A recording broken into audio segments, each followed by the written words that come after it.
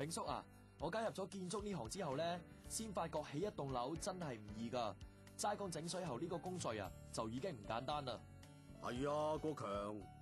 不過我哋做得呢行，難極都會識做嘅，爭在你做得夠唔夠好嘅啫。咁炳叔啊，你係老行專嚟嘅，不如同大家講下點先算係整水喉嘅優質工序啊？好啊，不過國強，你入咗呢行都有一段日子，應該學到唔少嘢噶咯噃，同我一齊講咧。好啊，冇問題喎。嗱，咁要做到優質嘅樓宇咧，就一定要由正確嘅基本工序開始嘅。而水喉就係樓宇嘅供水系統，除咗要安裝正確之外，仲一定唔可以漏水至得嘅。所以喺地盤進行水喉工程之前呢，水喉管工就要先集齊晒有關施工章程同埋最新批准嘅施工圖則，好似綜合機電裝置施工圖、則師批准圖、水務處批准圖、結構圖同埋流窿圖噶。點止啊，仲要聯同埋承建商嘅項目經理，依照施工章程同埋施工圖則嚟制定一份水喉施工程序建議書，就即係 Proposed Method Statement， 入邊要列明晒施工方法、材料嘅種類同埋型號、收貨標準同埋驗收程序，再俾則師批准之後先至可以施工噶。炳叔掂喎，雞腸都識。失禮，唔係你以為我真係阿炳啊？我點敢啊？咁至於一般水喉嘅材料，就包括有銅喉、內襯膠原水喉、壓力膠水喉，即係 UPVC 喉，同埋球脈鑄鐵喉管噶。咁唔同嘅喉咧，除咗有唔同嘅安裝方法，仲有唔同嘅用途噶。嗱，好似銅喉就分別會以明喉同埋暗喉嚟安裝，用嚟供應住宅單位嘅食水嘅。而內襯膠原水喉咧就比較堅硬，冇咁易損壞，所以多數咧以明喉安裝。主要咧就係用嚟供應食水，不過亦都可以供應清潔用水噶。咁壓力膠水喉咧就多數以明喉安裝，廁所鹹水咧就係靠佢嚟到供應噶啦。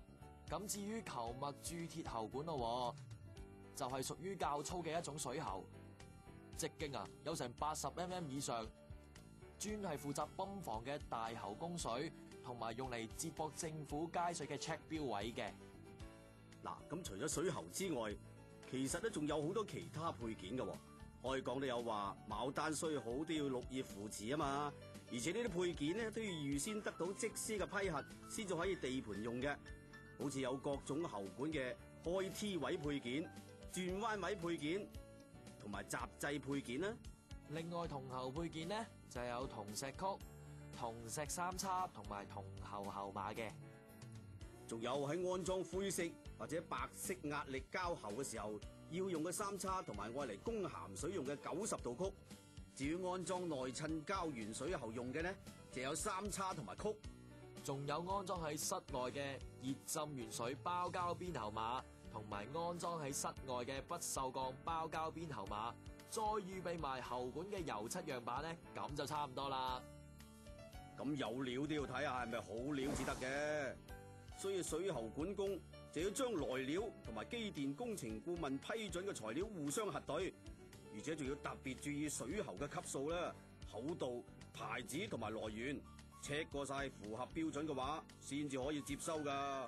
我當初咪就係冇睇清楚丙數，所以咪搞成咁咯。哇，唔係啊嘛，都幾襯啦。咁喺接收咗啲材料之後咧，就要儲存喺地盤適當嘅地方，記得所有喉管都一定要晾起，而配件咧就要分門別類咁樣擺放好，千祈唔好俾佢有任何嘅損壞啊！咁啲料搞掂晒，就輪到開工嘅架撐噶咯噃。唔同嘅安裝工程就要用適當嘅工具去做，例如架步裏邊嘅工具就有喉管絞瓦機、鑽床、鋸機同埋焊接機嘅。咁至於上樓安裝用嘅工具咧，就有電鑽、手錘、一字批、十字批、平水尺、牙鉗、士巴拿、鶴嘴鉗、鯉魚鉗同埋鐵鋸嘅。另外當然仲要預備埋安全帽啊、安全帶、眼罩等等呢啲保護工具啦。